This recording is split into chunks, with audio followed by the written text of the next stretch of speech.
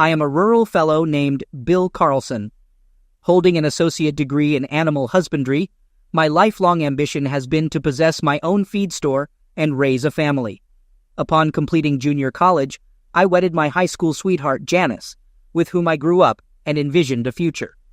She was the only girl I ever saw myself living with, a lovely brunette with a pleasing physique that endured despite bearing 2 boys. I took immense pride in her as my wife and was prepared to do anything for her. However, Janice had one issue. She envied those who lived luxuriously.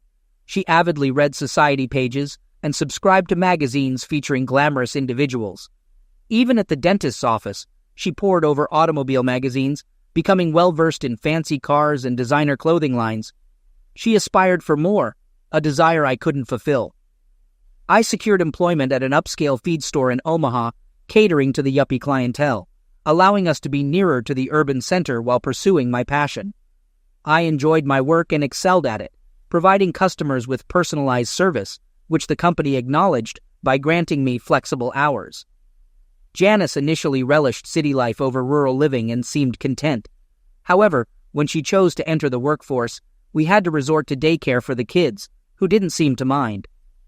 Janice landed a position at Gilbert Medical, a medical equipment firm, which she seemed to enjoy as it provided her with the opportunity to dress up and interact with non-farmers.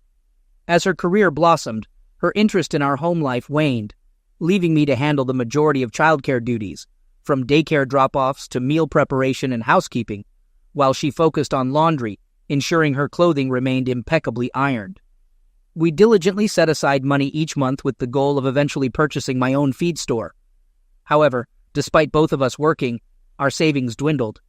Daycare expenses accounted for some, but the bulk disappeared on beauty treatments, nail salon visits, and expensive clothing purchases. I struggled to comprehend how our dual incomes resulted in diminished savings. Janice refused to address the issue, growing defensive and upset whenever I broached it, so I ceased mentioning it altogether. Nonetheless, I discreetly opened another savings account to keep separate. Meanwhile, Janice began working overtime, engaging in private phone calls, becoming less attentive in our bed life, and expressing desires for a newer, fancier car, and even contemplating chest implants. It left me with no doubt that she was having an affair. Though I'm just a simple guy from the countryside, I'm not naive.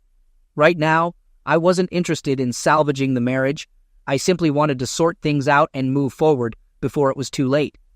Since I didn't socialize with her coworkers, it was tough to pinpoint anything, but I suspected if there was anything going on, it was at her workplace. I had a couple of good buddies at work, not highly educated, but hard workers. Even though I was their boss, I didn't pull rank. The tasks got done without needing to micromanage. We all understood our roles and collaborated well, which fostered a positive relationship. Roy and Freddie would be important allies in my scheme.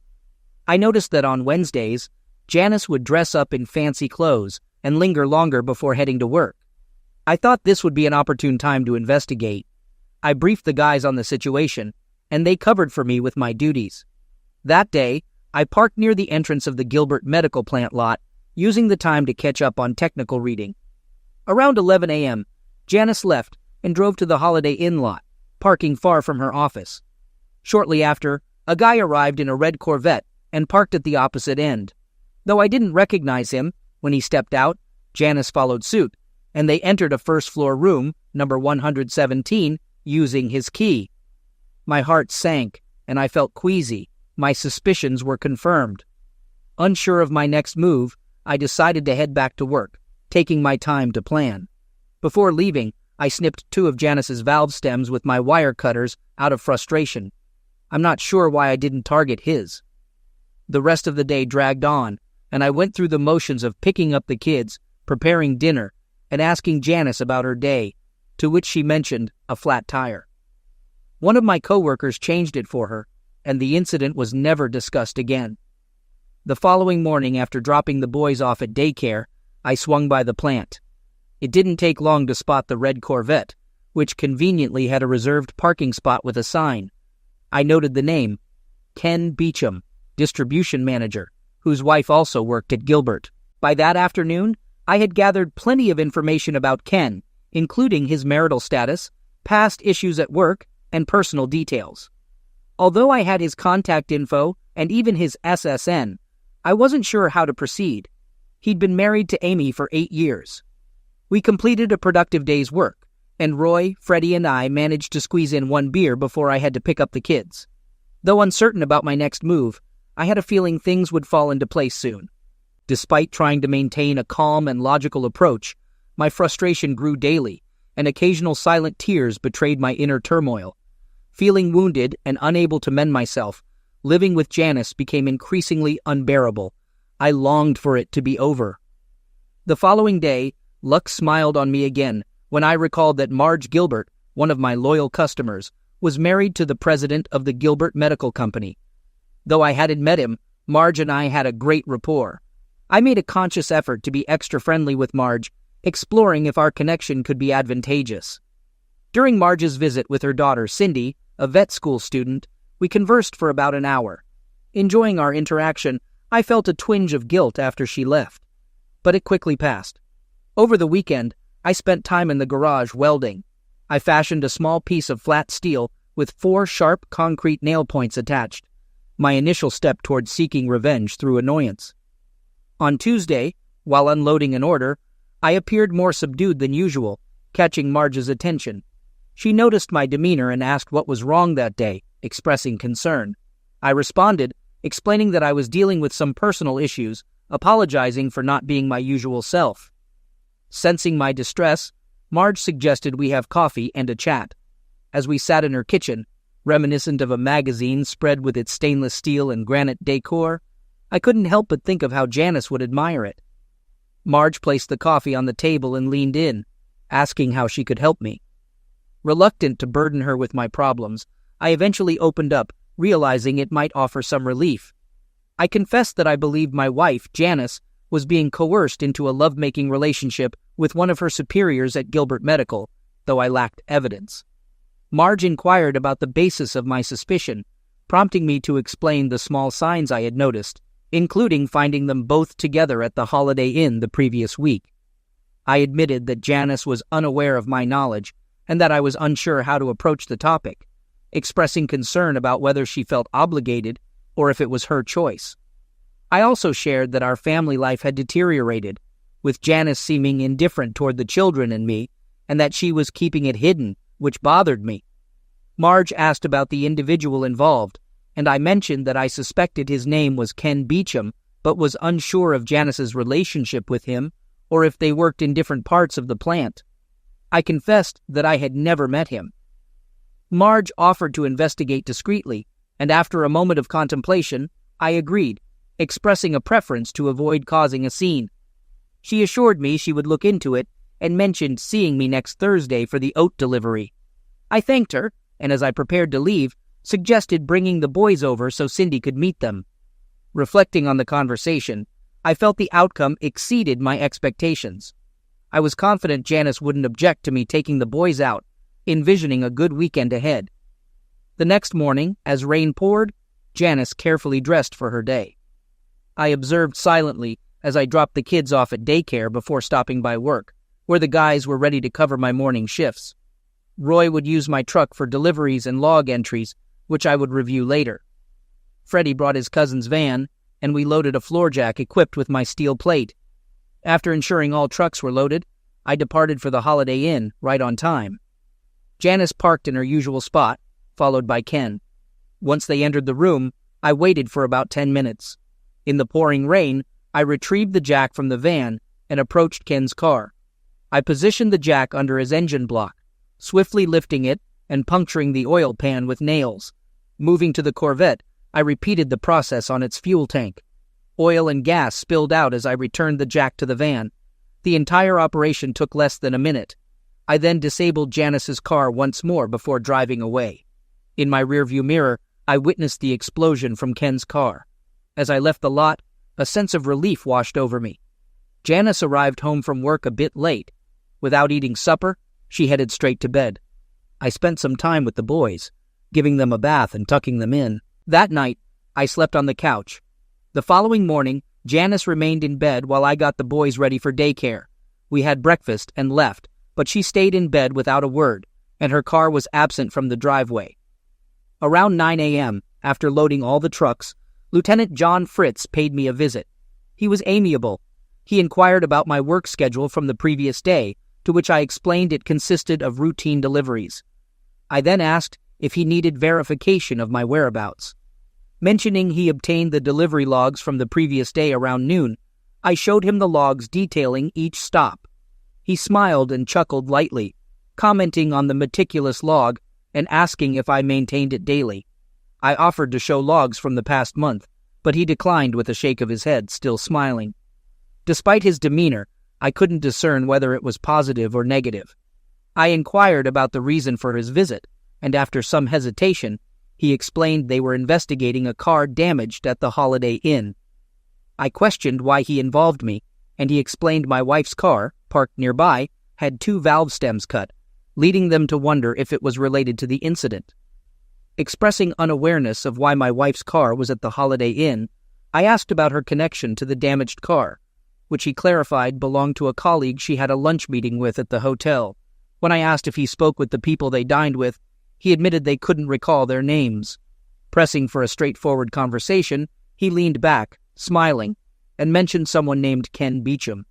I affirmed that I had never met him. He seemed to believe me, expressing a preference not to get involved in domestic matters. Offering his card, he suggested I contact him if needed, and apologized for bringing the issue to my attention. As he left, I muttered about the lack of substantial information provided and the need to connect the dots. After work, upon returning home with the kids, Janice's car was in the driveway. She was casually dressed and had prepared supper, claiming she felt unwell and had called in sick. She didn't mention the previous day's events, so I didn't broach the subject.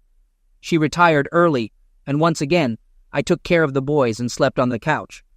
The following day, she was up and preparing for work when I left with the boys for daycare.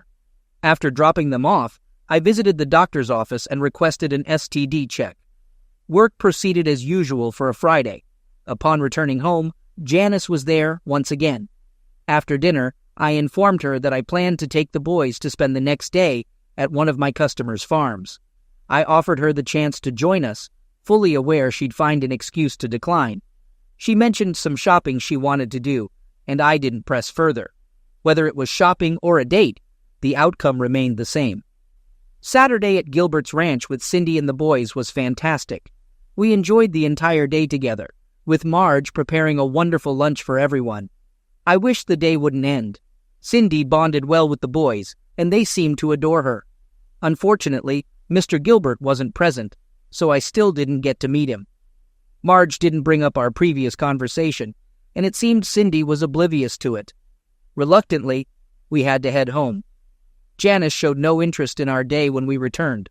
The boys attempted to share their adventures with her, but she disregarded them. Eventually, they gave up. She did inquire why I wasn't sleeping in the bed anymore. I explained that work-related stress caused me to toss and turn, and I didn't want to disturb her sleep. That was the last she mentioned it. The following week proceeded without incident. I noticed on her special day that she made no special preparations, leading me to assume the rendezvous for the day was canceled. This suited me fine, as I had plenty of work to catch up on. I visited a divorce lawyer I had heard about, receiving informational handouts and brochures, including fill-in-the-blank forms that caught my interest. Everything returned to normal until the following Wednesday. She began the day with a morning shower, carefully styling her hair. She wore new black lingerie, a new perfume, and what seemed to be new shoes. I made sure she didn't catch me observing, and I hurried out with the boys. I was certain this was a date. After dropping off the boys, I swung by the plant and checked his parking spot. A new Porsche Boxster occupied his slot. I noted down the license number and hastened back to work. The guys shared my excitement about the new development. We rushed through the morning deliveries and manipulated the logs once more. I'm sure John Fritz could see through our charade, but we proceeded nonetheless. We enjoyed an extended lunch break. While Roy continued with the deliveries, Freddie picked up 2 large bottles of hydrochloric acid from the swimming pool supply store. I intended to spend lunch with John Fritz. He gave me a peculiar look when I entered his office with pulled pork sandwiches, fries, and a couple of Cokes. I greeted him and sat down across from him. He sensed something was amiss and grinned broadly. I suggested we grab lunch together and catch up on the car damage case, hoping to keep him occupied for about 2 hours. It was going to be a lengthy lunch. While I kept up a friendly demeanor, Freddie was at the Holiday Inn parking lot. He located the Boxer and meticulously poured acid over the trunk, fenders, and deck. He sliced the convertible top and poured acid over the leather seats and floor mats. The dashboard received its share of acid as well.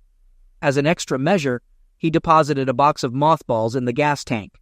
The nap, however, would wreak havoc on the engine if anyone attempted to start it. The remaining acid was spread across the top of the tires. Before leaving, he once again snipped the valve stems on Janice's car. It all transpired within 15 minutes. The only downside was not knowing how long they would be in the room. John and I engaged in light conversation for a while, until he asked what I was up to. I casually mentioned ensuring I had a solid alibi in case something happened to Ken Beecham's car that day. When John asked why that day was special, I joked about the pulled pork sandwiches being on special. After that, I called the daycare center and asked Carol to arrange for Janice to pick up the boys, explaining that I would be busy at work that afternoon. John chuckled about the delicious pork sandwiches. After a pause, John asked if he should call Mr. Beecham and inquire about his car. I questioned why he would want to do that, and provided him with Mr. Beecham's cell number and the number of the Holiday Inn room 117. John put the phone on speaker and dialed the hotel number. After a few rings, Ken Beecham answered, breathing heavily. Detective Fritz informed him that they still had no leads on who damaged his car and inquired about his new car's whereabouts. Ken seemed surprised by the call and questioned how Detective Fritz got his number. After a brief exchange, Ken mentioned his new car was in the parking lot, and Detective Fritz heard strange noises in the background. Ken abruptly ended the call, stating he needed to get dressed and check something. John grinned at me, asking if I was satisfied. After our conversation, I returned to work. Roy had the logs in perfect condition, and Freddie had discreetly disposed of the acid bottles. That evening at home, Janice picked up the boys but remained silent, going to bed early once more. The following day, John visited me and detailed all the damage to the car, explaining that Ken's insurance was pending since the Corvette incident. The car was totaled, leaving him over $60,000 in debt. Ken insisted I was involved, despite John confirming I was with him at the time. While John naturally suspected my involvement, he couldn't prove anything, nor did he seem inclined to. As for how Janice got her tires fixed, I never inquired, and no one offered any information. Since Janice hadn't come clean about the situation, I decided it was time to put an end to it all. My STD test results came back negative. I had filled out the paperwork for the lawyer to initiate the divorce proceedings.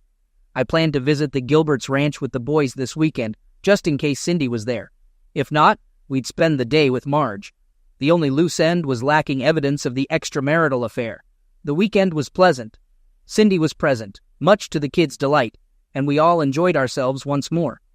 We felt like a family again, and I missed that, as did the boys. Cindy remained unaware of the situation, but at least she didn't inquire. Before I departed, Marge reassured me with a wink, saying everything would be all right. I was offered a new position about 100 miles away, offering more pay, a better job, and the option to buy into the business in a few years. It seemed perfect, except for the fact that we wouldn't be near Cindy. The following Wednesday, Janice dressed up again. I wasn't sure what kind of car her boyfriend used, but she was clearly preparing for another rendezvous with him. I assumed they were still meeting at the same place. I knew I had to take action, but I hadn't formulated a plan yet. The guys and I were brainstorming when Marge Gilbert pulled up. She signaled for me to approach and silently drove us to the plant. Parking in the back, we entered through a private entrance straight to Mr. Gilbert's office. Marge facilitated introductions, and his secretary brought us coffee. We engaged in small talk for a while, until I finally asked, "Did you bring me here for a reason?" Mr. Gilbert chuckled and mentioned it was time to resolve the situation. He informed me that Marge had briefed him on what was happening, and they had conducted an internal investigation. He assured me that by the end of the day, I would have all the necessary information. He apologized in advance if anything he did cause me damage. We engaged in more conversation, and Marge noticed my grin when Cindy was mentioned. I attempted to conceal it, but did a poor job. Suddenly, the phone rang, catching everyone's attention. Mr. Gilbert received an update and confirmed that everything was set. He explained that Ken and my wife were in their usual room at the Holiday Inn. Ken had driven a company vehicle there, which violated policy, so it was being brought back to the plant. Unfortunately, my wife's car had a couple of flat tires, which seemed to be a recurring occurrence. He then put the phone on speaker and dialed the room. Mr. Gilbert called Ken and informed him of the urgent need to discuss something. Ken seemed surprised and asked what the matter was and how Mr. Gilbert got his number. Mr. Gilbert brushed off the question and explained that the legal department had been alerted to a potential lovemaking annoyance situation. He asked if there was a female employee from their company with Ken. After a moment of silence and indistinct background chatter, Ken confirmed that she was there. Mr. Gilbert asked if she was there willingly or if she was being coerced or threatened. Ken assured him that she was there of her own accord and that the relationship was consensual. Mr. Gilbert expressed appreciation for Ken's honesty on the sensitive issue and stated that they would prepare a statement to confirm the consensual nature of the relationship. He then requested to speak with the young lady. After some background noise, Janice came on the line and asked how she could assist him. Mr. Gilbert asked if Ken coerced or threatened her to accompany him there.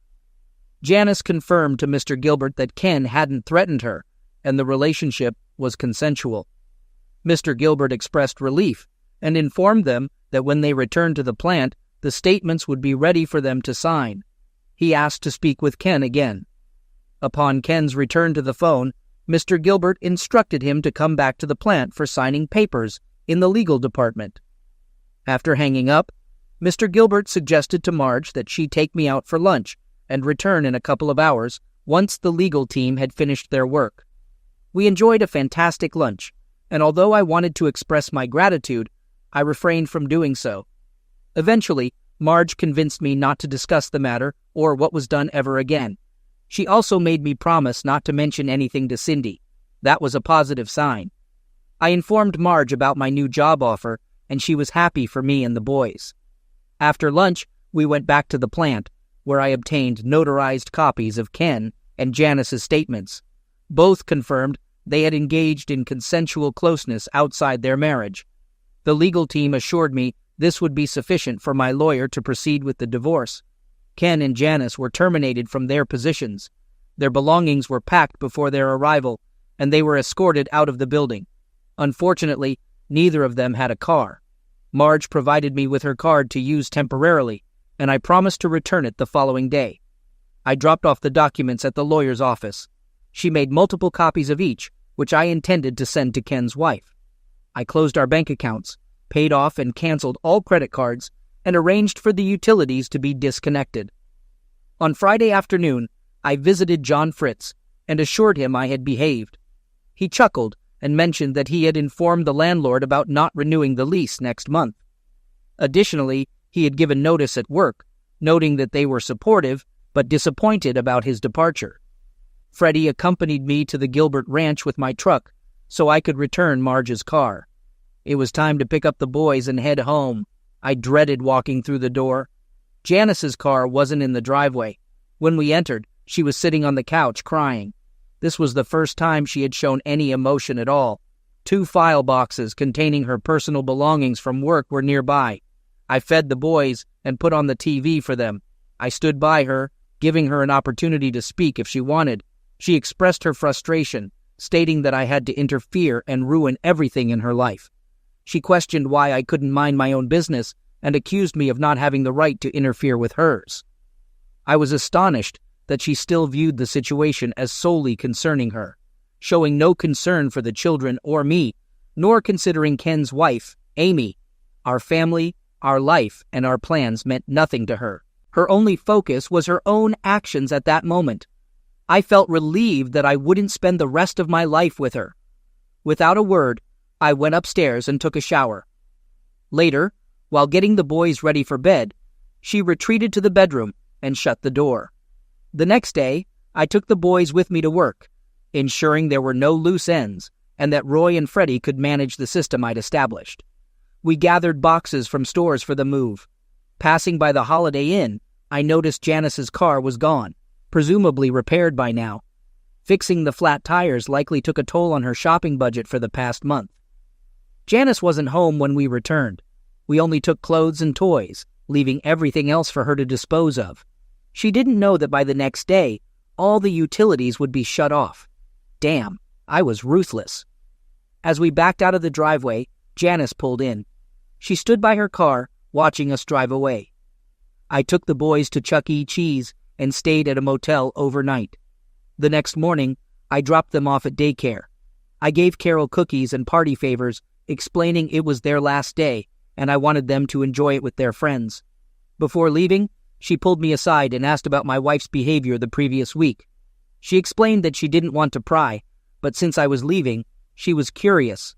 She mentioned that my wife seemed furious when she called, demanding to know where she got the number.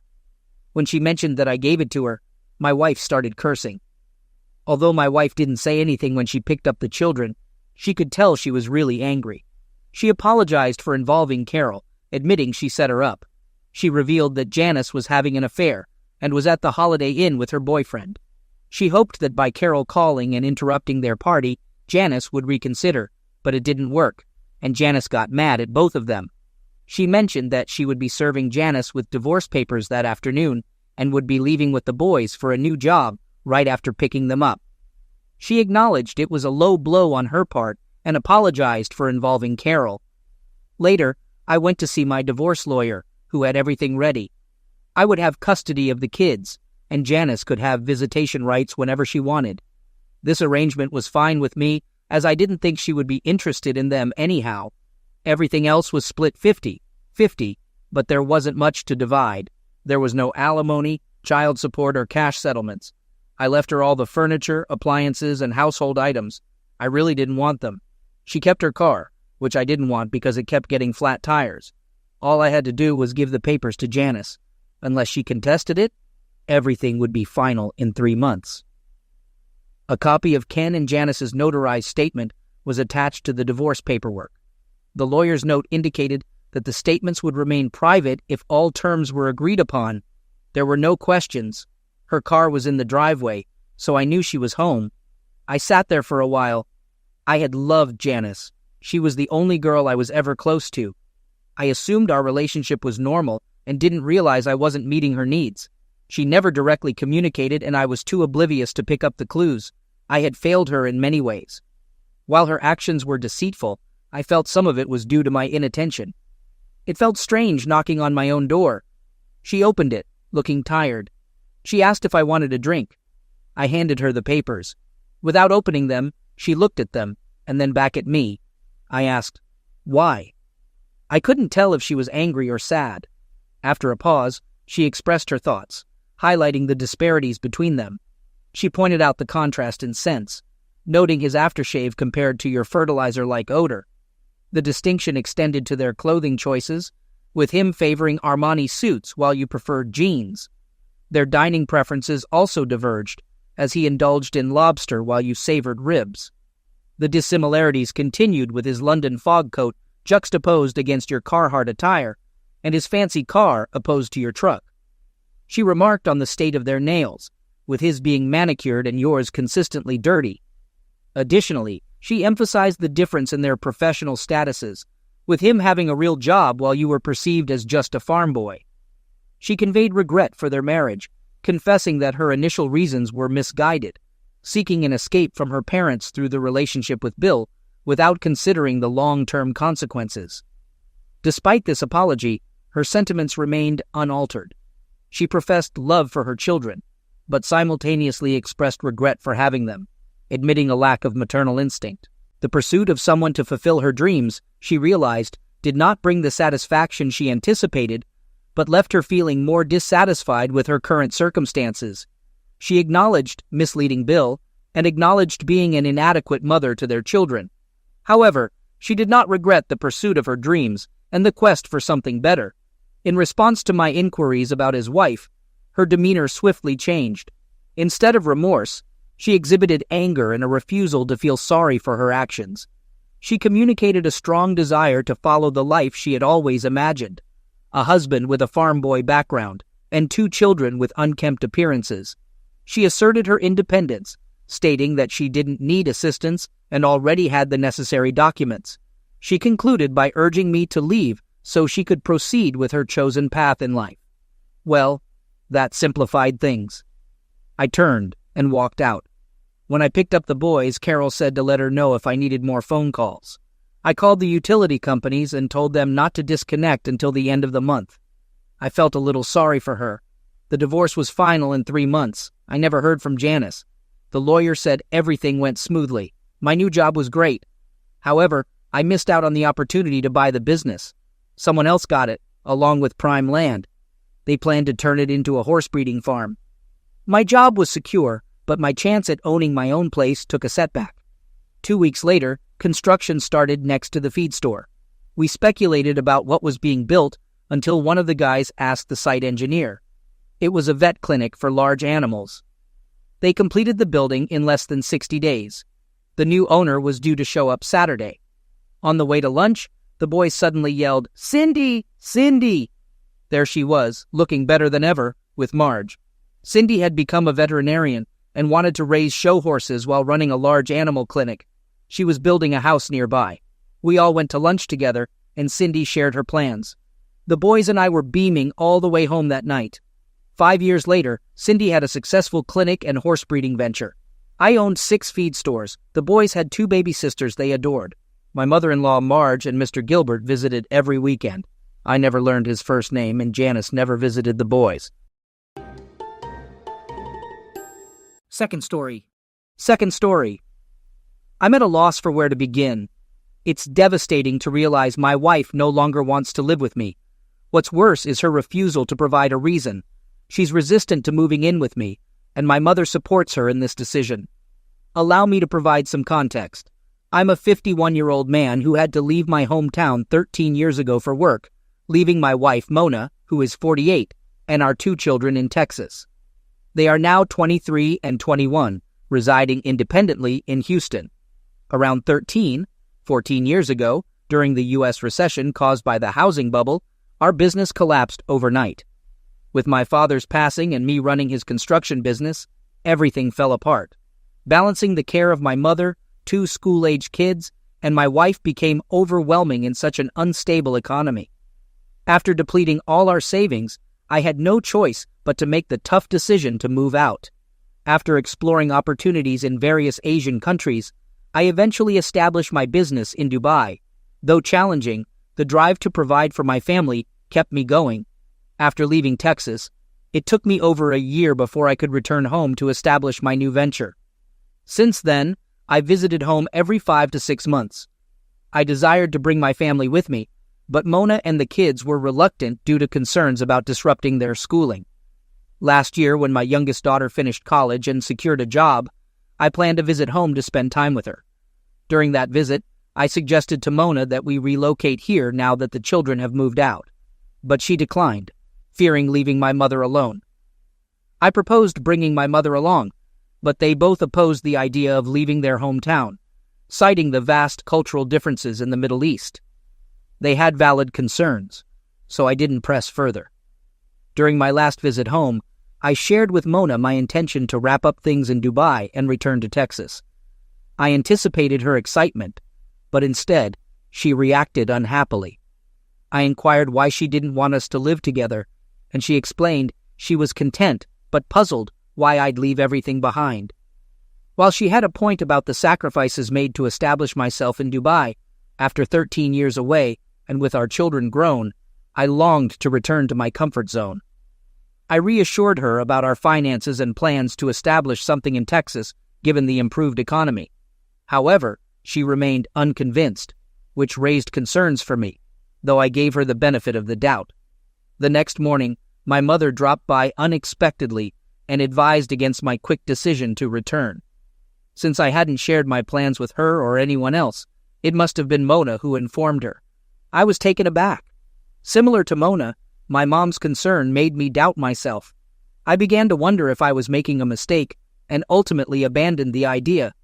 However, I couldn't shake off the distress caused by my wife's reluctance to live with me. While her reasoning might make sense, I felt devastated by Mona's emotional distance. This feeling consumed me so much that upon returning home, I reduced my calls and texts with her. I hoped she would notice and inquire, but she seemed indifferent to whether everything was okay. There were days when I didn't reach out, and she didn't either. Over time, her communication became purely transactional, indicating that she no longer relied on me. So last month, I confronted her, questioning if she still loved me. She dismissed it as overthinking, explaining that she was busy caring for the household and my aging mother. I was at a loss for words. It's uncommon for a wife to bond so well with her mother-in-law and care for them. While I appreciated Mona's kindness to my mom, my unease grew daily.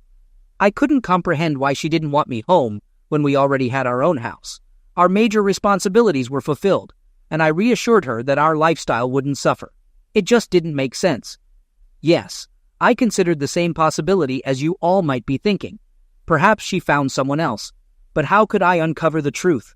She hadn't shown any other signs until now. She had been a fantastic mother, bravely raising our children during my absence. It wasn't easy. She fulfilled all her roles gracefully. Sometimes I feel guilty for suspecting her, but you know how challenging long-distance relationships can be. Update. Mona had been having an affair, and my mother had known all along but never told me. I can't understand why I deserved this fate.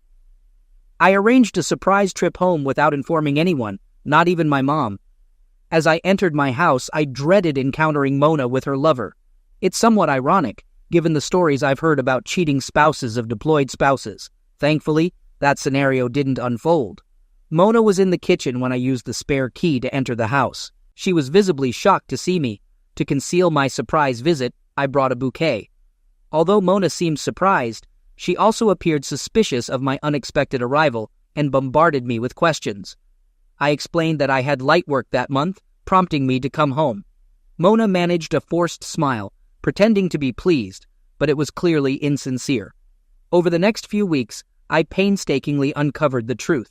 I resorted to tactics I'm not proud of, but I felt I had no choice.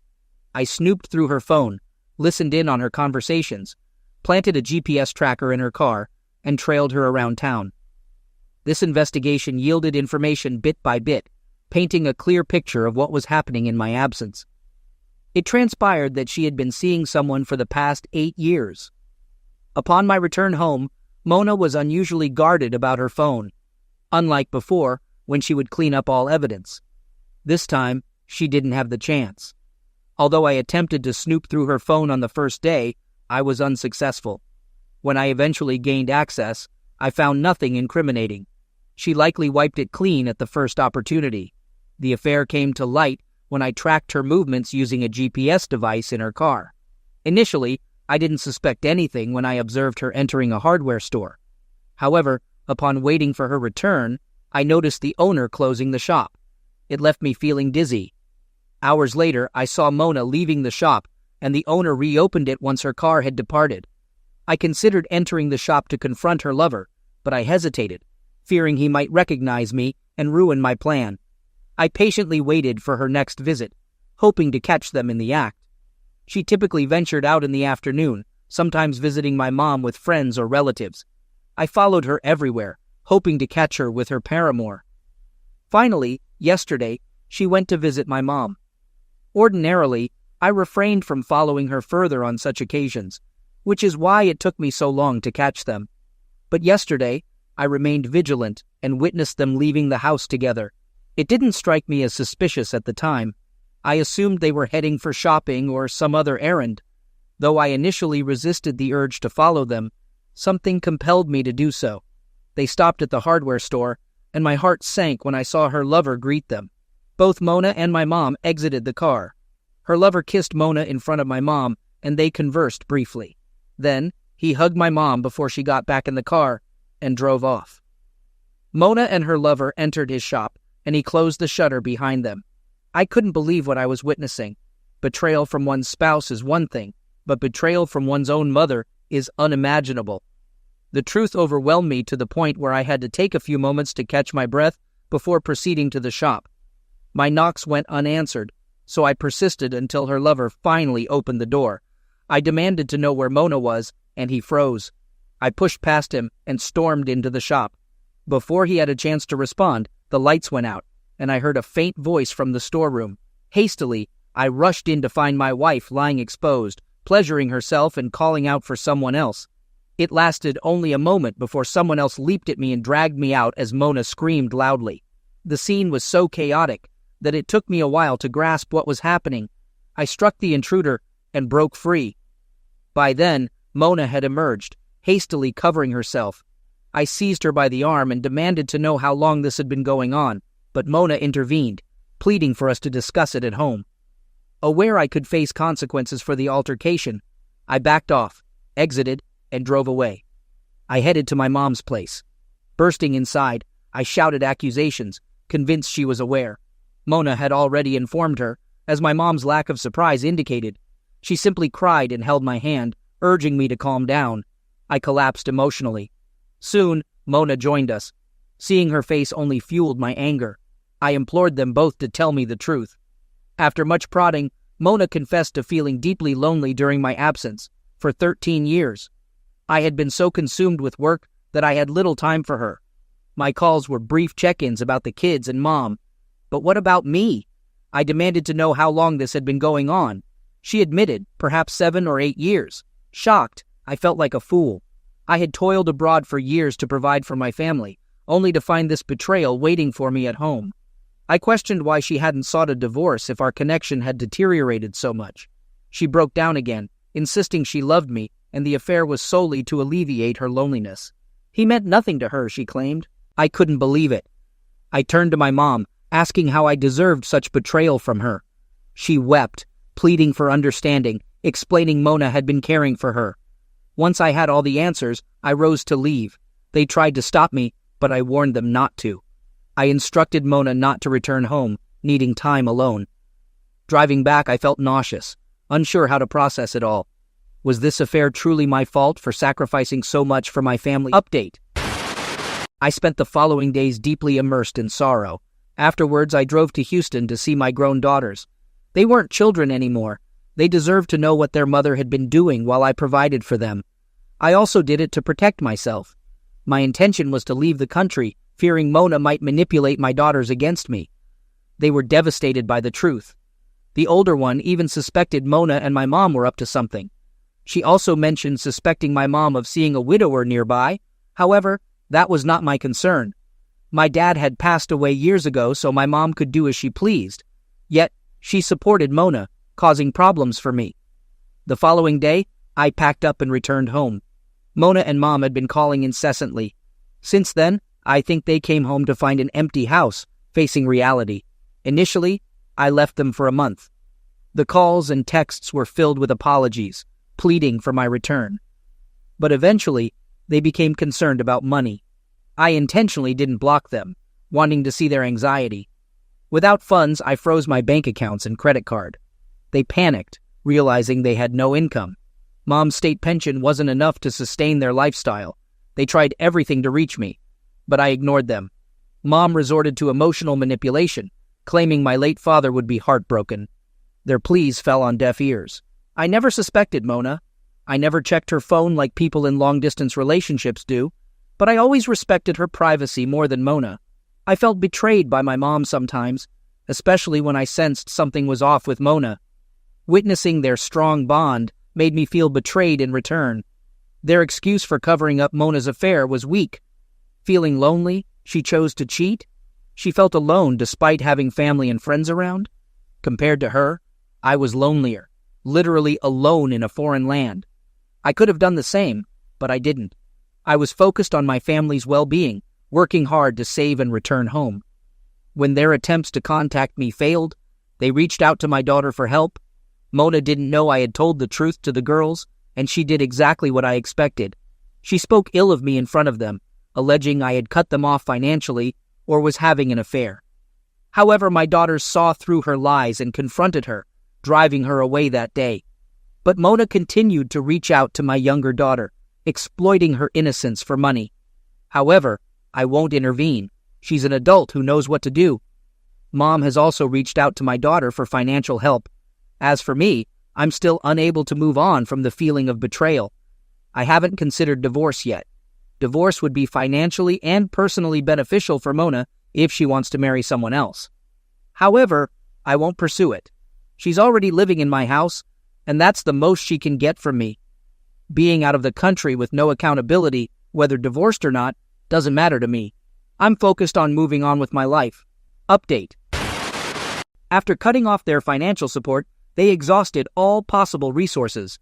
While my older daughter refused to assist, the younger one was manipulated into helping. However, her earnings from her low-paying first job barely cover her essentials. Despite this, she's saving some to assist her mother, which made me proud. Eventually, she became overwhelmed and suggested Mona find employment to support herself.